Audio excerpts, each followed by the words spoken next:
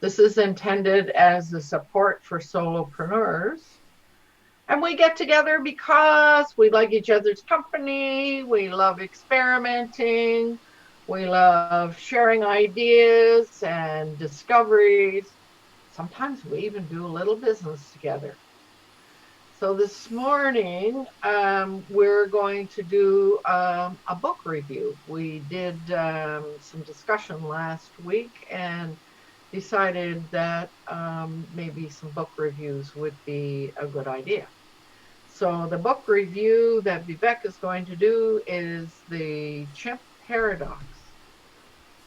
So yeah, so there are only two of us here. So, oh, here comes somebody. So maybe I could introduce myself first of all, and then invite Fred to do one as soon as he is live. So my name is Loan Fulsang. I'm here in Victoria, British Columbia, and I love helping retirees and third agers do things online, create a business online, and make do great things online. I like to call myself the senior geek. So good morning, Fred. Would you like to introduce yourself? Certainly. Thank you very much, Lola. And I'm Fred Jones, creator of Our Future Leaders, where we assist young people to gain skills like communication, leadership skills, help them become the leaders that our world needs, especially with the changes that are going on. I'm located in near Victoria on Vancouver Island, near where Lola is. And it's a lovely day. Always a lovely day, I guess, but another lovely day. Nice to join you. So just to recap as a beginning, we are going to do a book review this morning. Vivek is going to do one called The Chimp Paradox. So we are missing one of our regulars this morning. David is unable to join us due to a business commitment. I'm Fred Jones, the creator of Our Future Leaders, where over the years we've discovered various approaches that can assist young people to gain skills like communication and leadership skills that help them become the leaders that our world needs, particularly in this rapidly changing world. And I'm located near Victoria on Vancouver Island, British Columbia, near Lowell. And I'm happy to be here because, as usual, it's another lovely day. Always nice to join you. And it's lovely to have you, and it is a lovely day. I walked Dallas Road this morning. It was so foggy, you could hardly see the person walking next to you. But it's lovely now. And I would like to acknowledge that Javita is out in YouTube land. She says, hello, everyone. Good morning. Good morning to you, Javita. So,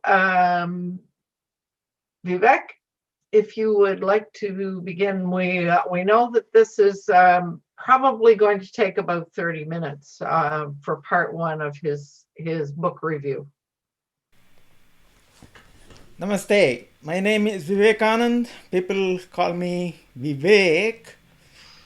I believe in living a simple life. I believe in thinking differently. I am proud to share my belief with Steve Jobs and Leonardo da Vinci, who said simplicity is the ultimate in sophistication. I aim to bring time-tested wisdom and happiness together into your business and life by unifying, simplifying, amplifying simple technology and tools. I achieve this by developing software solutions as necessary. Today's agenda is I shall show you a brief intro, then we shall have a very brief discussion, and then I shall go into the main topic for today. In other words, this presentation is broken into multiple chunks so that the panel members can say a few words before we move on to the next chunk. This also means I expect the panel members to pay attention and not fall asleep because I'll ask you questions. Only joking. Let me begin. Now, before I proceed further, let me answer the question, why am I doing this? As you may already know, Unify, Simplify, Amplify Life is my tagline.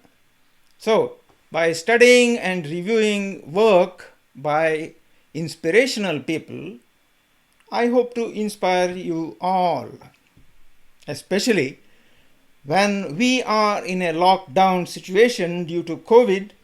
It makes sense to understand ourselves so that we can adapt to the new realities in the world. Otherwise, we run the risk of losing control to our inner chimps. I'll talk about it. Today, I'm reviewing a book, The Chimp Paradox, by a professor, Dr. Steve Peters. Let us first get to know a bit more about this professor. From his biography, Professor Steve Peters is a consultant psychiatrist and has worked in the clinical field of psychiatry for over 20 years. He specializes in optimizing the functioning of the mind and also holds degrees in mathematics and medicine. Professor Peters is an undergraduate dean at Sheffield University Medical School. He is also the psychology consultant for Liverpool Football Club and for the England football team. In this book, Professor Steve shares his phenomenally successful mind management program that helped Olympic gold medalists and senior managers alike to conquer their fears and operate with greater control, focus, and confidence. Let me read two testimonials that are there in the book by two multiple gold medalists in Olympics. Victoria Pendleton says, "I don't think I would have realized my potential without Steve." Sir Chris Hoy says, "Without Steve, I don't think I would have won gold in Athens in 2004. Reading this book will take you on a journey of self-discovery and development. By understanding and applying the concepts within it, you will not only improve the quality of your life, but also significantly increase your chances of being happy and successful in whatever you do." Here are some of the questions that would help when you follow the model that Professor Steve developed. How do I become the person that I would like to be? How do I become more organized and successful in what I do? How do I become a more effective leader? Why do I sometimes become so irrational in my thinking? I can't get on with my boss. The book is a treasure trove, and hence, to do any justice at all to the book, we need multiple parts. So this presentation is first part in a two-part study of this book. We begin with a chapter entitled The Psychological Mind. Then go on to the divided planet, where Professor Steve explains how our brain is structured and how it affects our psychology. Then he explains how we can guide ourselves to success and relationship of personality and mind. That is the mind map of part 1 in his book. In the book, he considers 7 different areas to work on: your inner mind, understanding and relating to others, communication, the world in which you live, your health, your success, your happiness.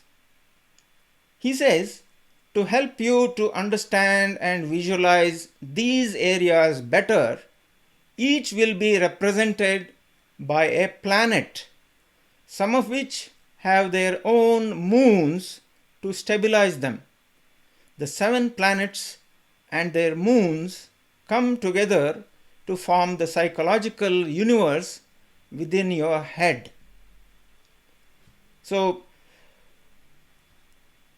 before I go further, I need to take a short break, so I'm going to stop the screen share and ask all of you here, what are your thoughts? You know, it's also a way of checking if you are still with me. Well, the 7 moons and relating the planets to the brain. This is an entirely new concept to me. So I'm looking forward to 7 planets, not 7 planets and moons. Yeah. So I'm looking forward to hearing how he sort of pulls that together. Fred? Yeah, I believe very strongly that the mind is so powerful and affects us in so many ways that it's very interesting that we're talking about this on success circles, because it is very important.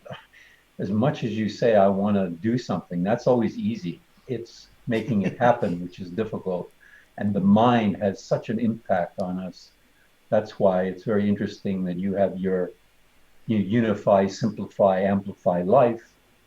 Well, the mind is a big part of that. So it's interesting that you're presenting this, Vivek. Some people would say, why is he talking about this book?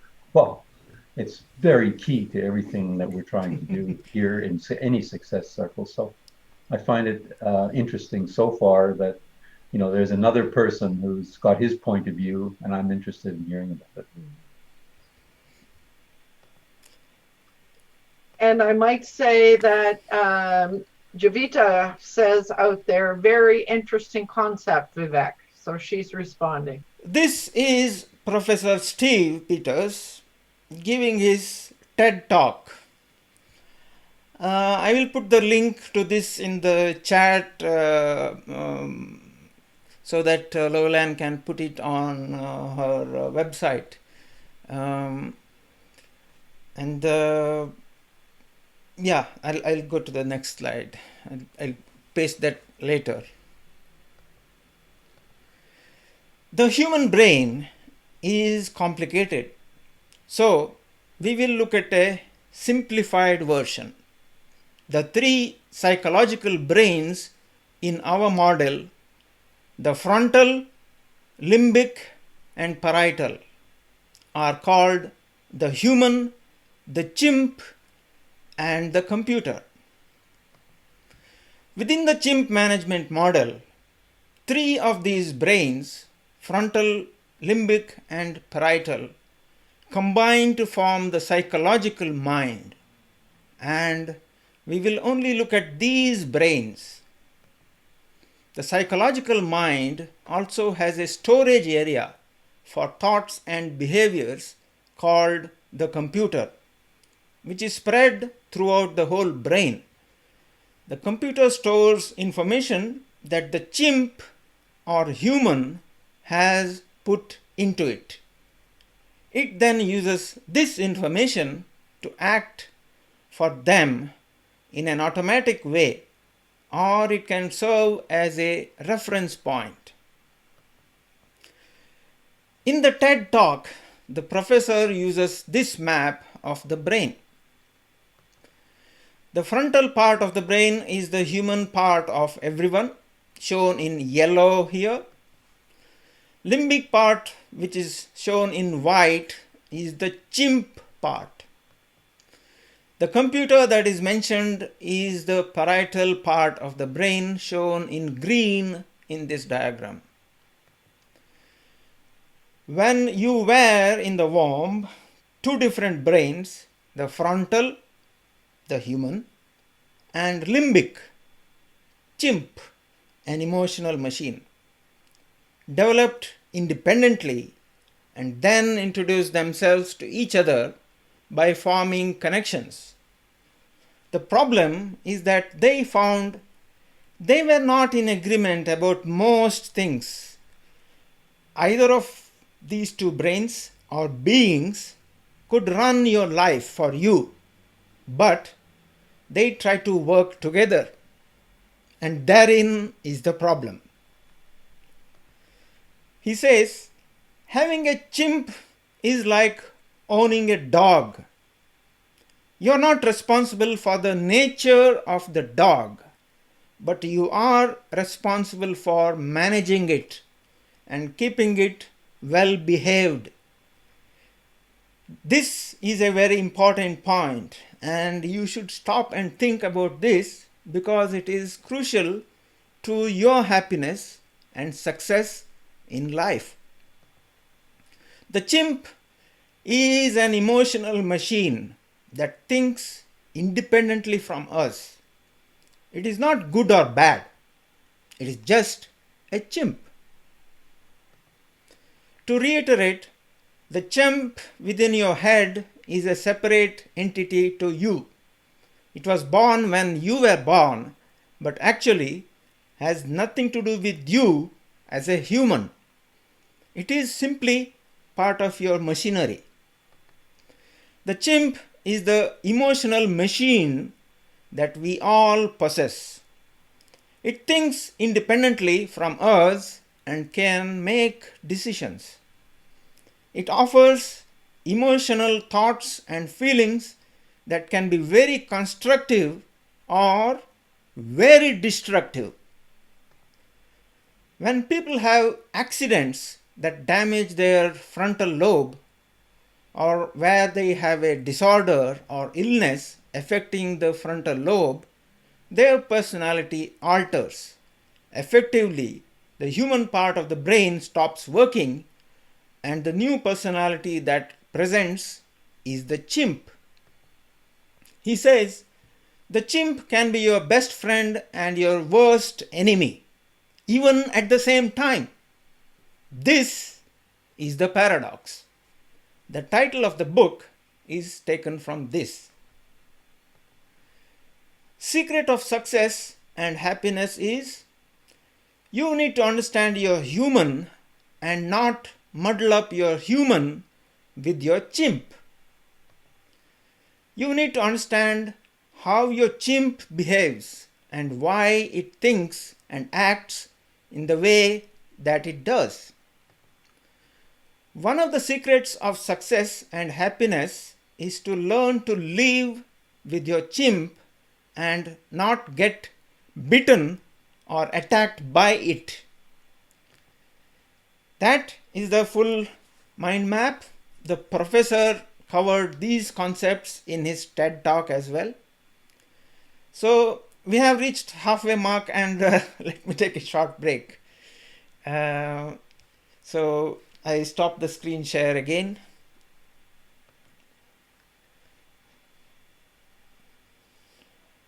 So what do you think, Loveland, so far? Well, I've always been aware of the chimp brain. I never called it the chimp brain, but I've been aware that that's where your fear comes from, Mm, and a lot of your other emotions. And yeah, sometimes there's a war going on in your brain. I found that, like, you've got the emotional stuff, the fear stuff, and then you've got the logical stuff, and quite often they're in conflict. mm, So I'm guessing where this is going to go for me is to figure out how to reconcile um, those two parts of your brain.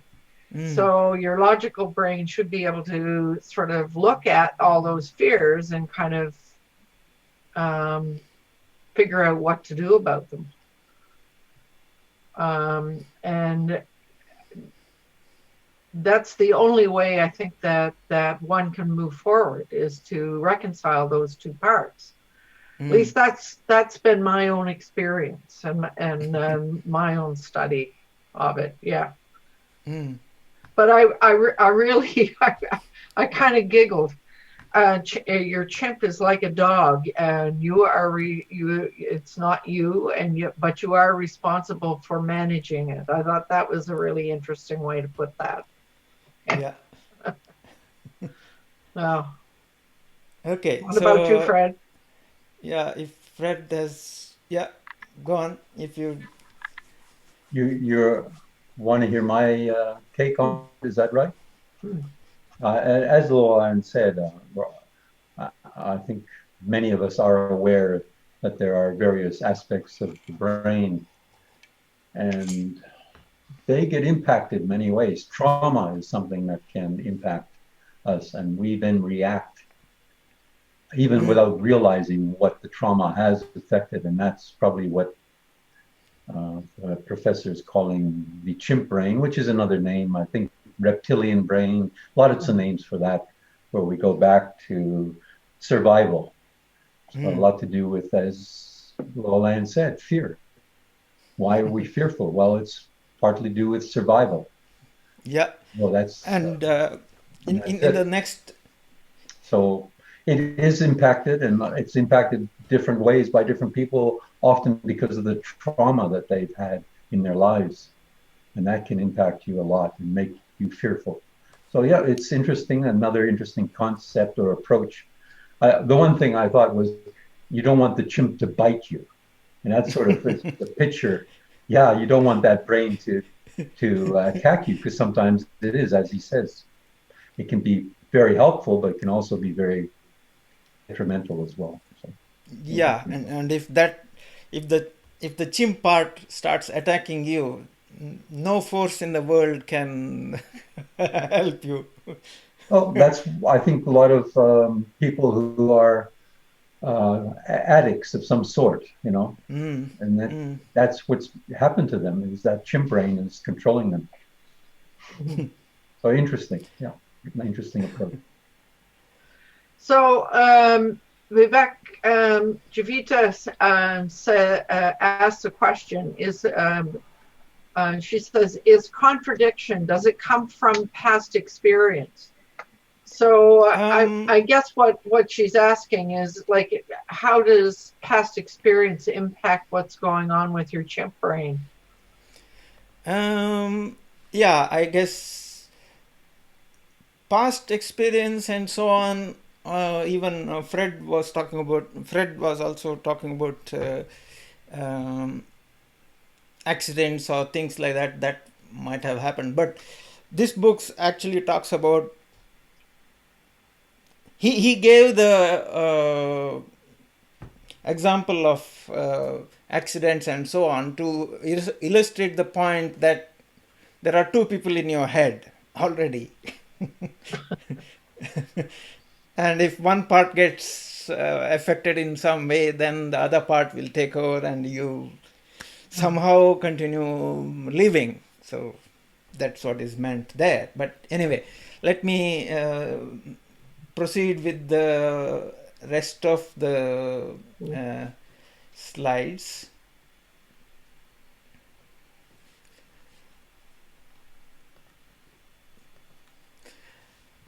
Now here is a mind map. It's very complex and probably you can't read it very well. So I'm going to zoom in and explain each part of it. So the divided planet is where the human and chimp live. You and your chimp typically have an uneasy relationship that frequently involves compromise and conflict. Let us look at how chimp thinks. The chimp thinks with feelings. It is not always right, and it would change very quickly. Chimp relies heavily on impressions. We all worry about first impressions. It is the chimp which forms them. The chimp thinks emotionally. It jumps to opinions. It thinks in very black and white.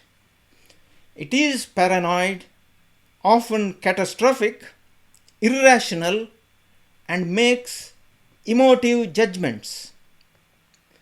The professor tells a short story of Rob and his girlfriend. Rob is waiting for his girlfriend Sally at a cinema, and they have agreed to meet at 8:30. The time is now 9 and there is no sign of her. His chimp has got control and is on the war path. His chimp thinks emotionally. It is late. She has not told me what's happening. I'm wasting my time. I may as well go into the cinema. She isn't worth it. She has let me down. She shouldn't do this to me. She has humiliated me. I am angry. I am upset. And so it goes on. Suddenly, Sally arrives, and before she has the chance to say anything, his chimp attacks. Why have you turned up late? You have made me look like a fool. What's the point of going in now? It's too late. And many more attacks. Then he stops, and Sally speaks. Someone has been knocked over just round the corner. I went to help, and they were using my mobile to get an ambulance and the police. I held the woman's hand as she lay on the floor. The ambulance came, and then I rushed to get here. I'm sorry, I couldn't let you know, but they were using my phone to get help. Now, Rob feels pretty bad, and his chimp changes its emotion to being remorseful. But the damage is done. So, now let me get back to the mind map again. Humans begins to work out what is happening by first establishing the facts.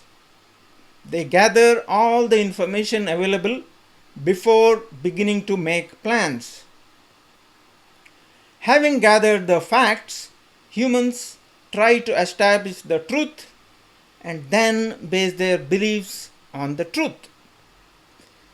Here are some of the traits of logical thinking: evidence-based, rational, in context, and with perspective, shades of grey, and balanced judgment.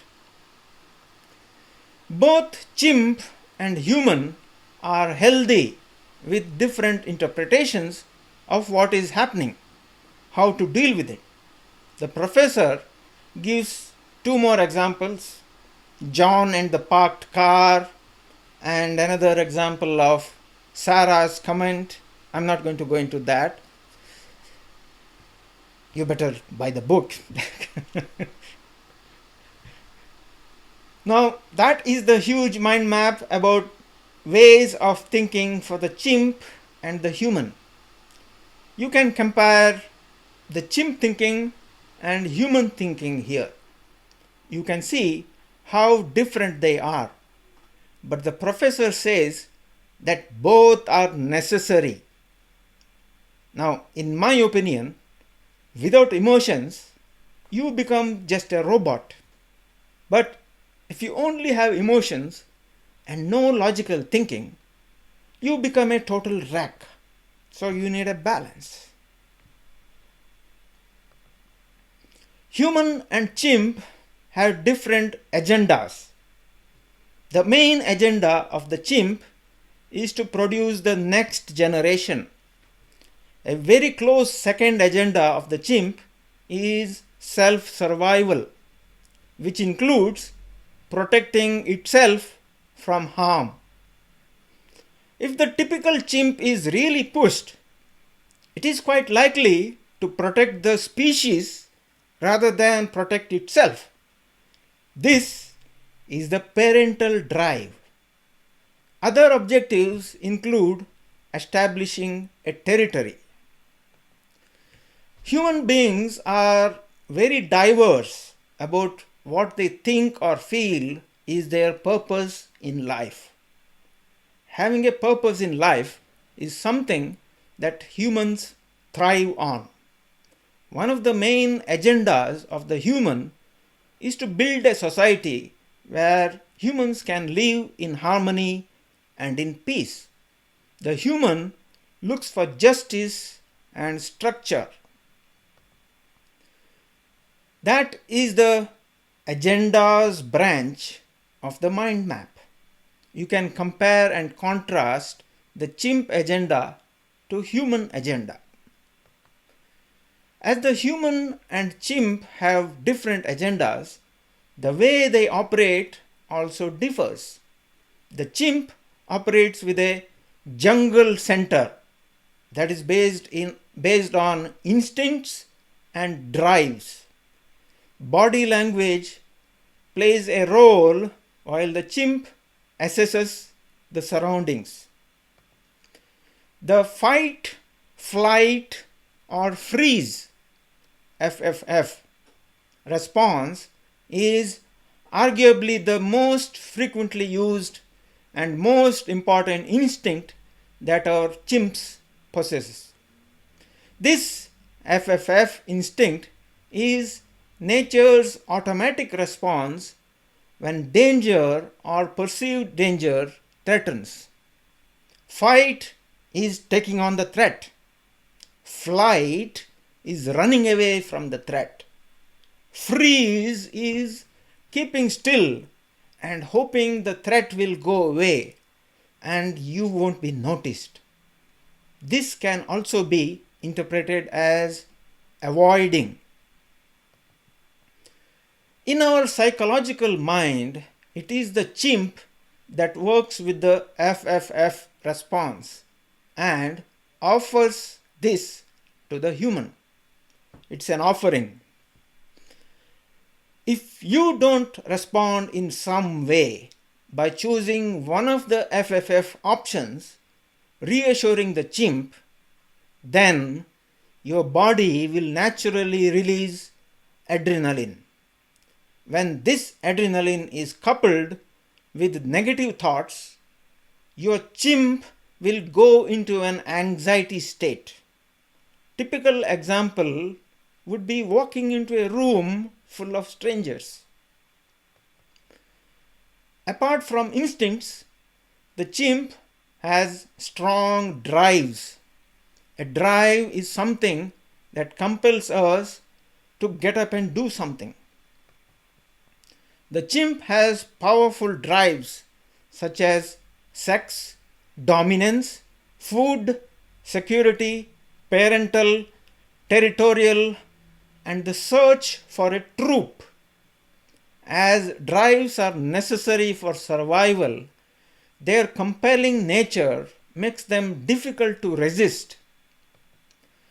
In the jungle, the chimpanzee is not at the top of the food chain, so it needs to keep constant vigilance. There are always leopards about. It is aware that it is potentially in danger at any moment. Therefore, it relaxes only when it is fairly sure that it is safe. Almost always when it is among the troop. There are two different types of chimp, male and female. Both of these emotional machines within us have drives and instincts. In men, the right amygdala, the emotional center in the brain, has more right-handed brain connections. Whereas in women, the left amygdala has more left-sided brain connections. For survival of the species, the male chimp must be driven sexually, and the female must have strong maternal drive.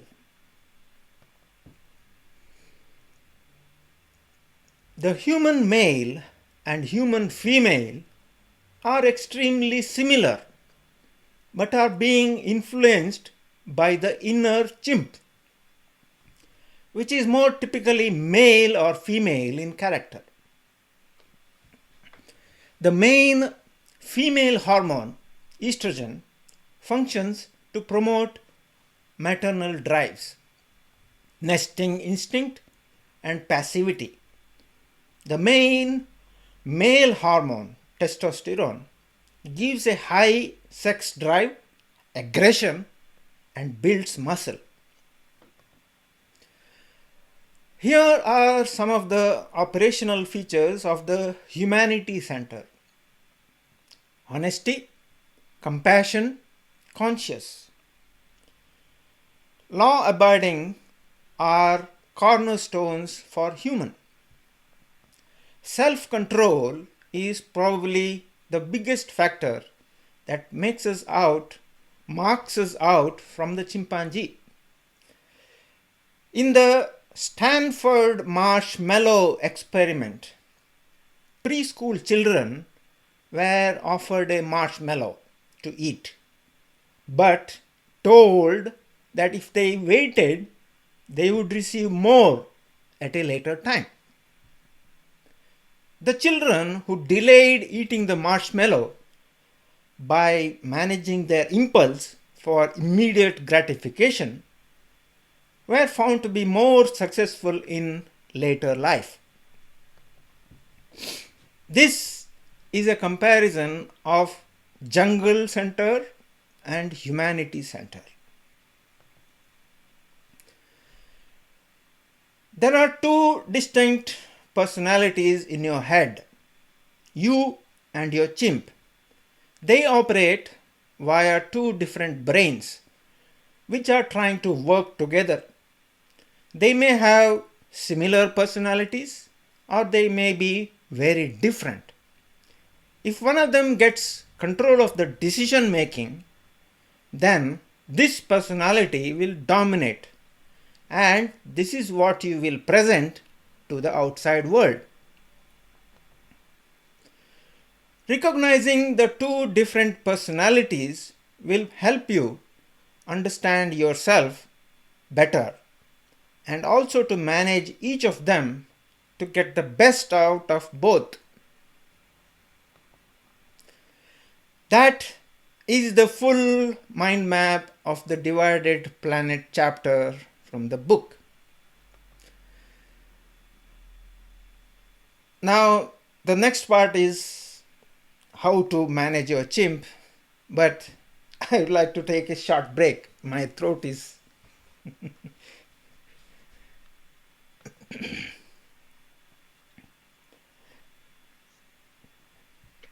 So I noticed Javita said back there, if you have had a bad experience in life, it tries to save you from any future occurrences. So she's got that right. That's the chimp brain. One of the things that jumped out for me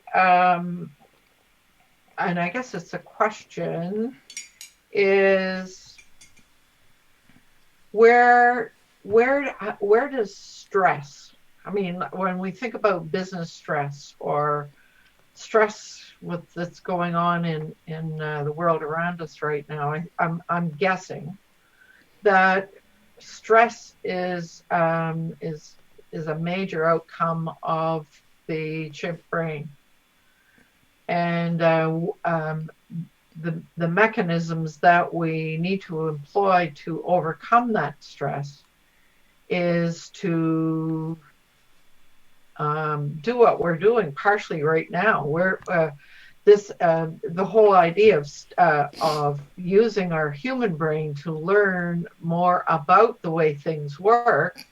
That's part of the human mechanism that helps to manage the fear and the stress. Anybody else sort of, does that resonate for anybody else? Well, what came to mind to me was sometimes you're interacting with someone and their reaction is very emotional. Mm. And it's unexpected because you triggered something that you didn't realize. And that comes again, obviously, from the chimp brain. And what also comes to mind was the recent debate where one person was trying to probably trigger the chimp brain of the other person. So that was a major challenge. And that's probably, if you think of it, is what the one individual was trying to do in that presidential debate to the other one. And I don't think he managed very well to trigger that chimp brain, because that's what I think was trying to happen. So those are the sort of things that came to mind when we're talking. I'm thinking about times I'm speaking to someone and their reaction was unexpected. And that is often, I believe, the chimp brain operating. So that's interesting. So that was my fascination part of it. And Javita is saying out there, chimp brain is a mechanism to save us. Yes, for sure. I also I resonated to the roles or what happens in the chimp, the jungle brain, or so the left and the right, jungle center, yeah, and the recognition that we all have both masculine and feminine reaction available to us. And in my coaching world, I learned to recognize left brain, right brain approaches. In fact, I think I remember doing a presentation about enacting the feminine in the business world. The feminine meaning the right brain. So we do have we all, whether we're men or women, we all have capacity for both. And of course, the desire would be to, again, managing and how to manage is to recognize which side of your brain is the most appropriate to bring forward. Yeah. Okay. Yeah. After covering the two different beings in your head and how they operate, it's easier to work with them. So let's look at how to manage your chimp. Let us begin by using a 3-step process. Step 1 is how to recognize who is in charge. The golden rule is that whenever you have feelings, thoughts, or behaviors that you do not want or welcome, then you are being hijacked by your chimp. Simple question is to begin with, do I want and then finish the sentence. If the answer to that question is no, then you are in chimp mode. And if the answer is yes, then you are in human mode. Remember that chimp like to go on how they feel to decide on future actions, whereas humans tend to go on what needs to be done and also how they will feel at the end of the day when they look back on how they used their time. These are two very different approaches. Step 2 is understanding the fixed process of how the brain receives information. All information goes to the chimp first. The chimp then decides if there is anything to worry about. If there is no concern, then the chimp goes to sleep and hands over to the human. Chimp is more powerful and acts more quickly than the human. And you can't take the power off the chimp and make decisions. It's no use trying to control a chimp with willpower. It's not going to work. A chimpanzee is 5 times as strong as a human being. Similarly, your emotional chimp is 5 times stronger than you are. Don't try to control it. Manage it. You need a management plan.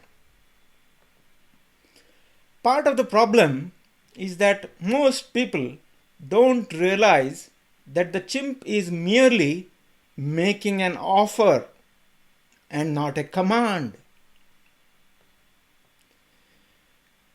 You do not have to follow your emotions. You have a choice. You can work on managing the chimp so that you can stop it making you feel bad and also harming others. You can't change the nature of your chimp, but you are responsible for managing it. You are totally responsible for your chimp and its actions. I mean, this is similar to what he talked about the dog. Now, we are on to step 3. There are 2 main aspects to working with the chimp: nurturing the chimp and managing the chimp. They have to be addressed in that order: nurturing before managing. If you have a chimp that is well looked after by being nurtured and having all its needs met, then it's very likely that this happy little animal will not cause you any trouble. This makes managing it very easy. So, rather than trying to change the chimp, you need to manage its emotions and impulses by recognizing what it needs and how it works. This means you may always experience thoughts and feelings from the chimp that you don't welcome. Your chimp will mature and it will learn some basic behaviors, but its drives remain the same. A crucial step in mind management is accepting that our chimp's fundamental drives do not change. There are 3 ways to manage your chimp. First is exercising the chimp. You take the chimp to a locked compound and not the supermarket. Once you and the chimp are in a locked compound, let the chimp loose. Allow the chimp to let it all out. Listen to the chimp for as long as it takes. And very importantly, don't comment. If you comment, you would be encouraging the chimp. So, don't comment. Just listen very carefully. When the chimp has finished exercising, you will feel better and can then allow your chimp to go to sleep while you have a conversation that is human and calm. If we assume the chimp has exercised enough and is now in a place to receive information, we can address its fears and concerns by speaking to it. Using facts, truth, and logic, we can continue to calm the chimp down and reason with it. This reasoning by the human is called boxing the chimp. This is also the second method. A third way to manage the chimp is to feed it bananas. These are things the chimp wants that are given either as a distraction or as a reward. The distraction banana can also be a way of occupying an agitated or impatient chimp when you have to pass time waiting for something. Giving rewards to your own chimp can be surprisingly powerful.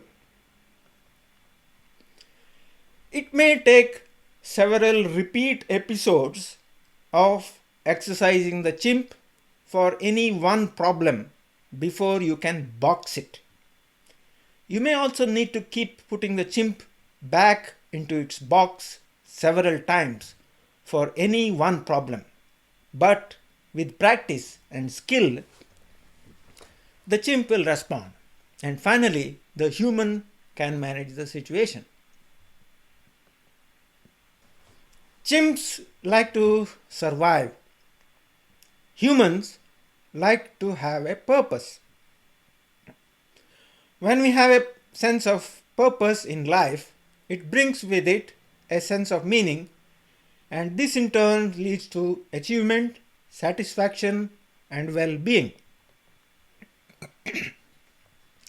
That is the full mind map that I covered so far, and that brings me to the end of the presentation for today. This is part 1 of the 2-part presentation. Please subscribe to my YouTube channel as well as Loveland's YouTube channel. You know, subscription is free. You don't have to pay anything. And hit the bell icon so that you can customize the notifications you get from the YouTube channels. Thank you for being with me today. Hope it has been helpful. Namaste.